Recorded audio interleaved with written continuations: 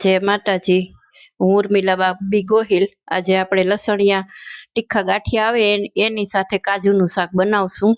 તો એના માટે આપણે પહેલા રાઈનો આમાં થોડોક 5 ટેબલ સ્પૂન જેટલું તેલ લીધું છે. રાઈનો વઘાર કરશું અને થોડું જીરું નાખશું.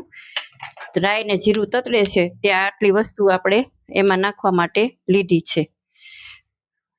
ગાંઠિયાને આપણે આવા જાડા આવે છે લસણિયા એ લેવાના, એને 5 મિનિટ પાણીમાં પલાળીને કાઢી નાખવાના એટલે પોચા થઈ જાય.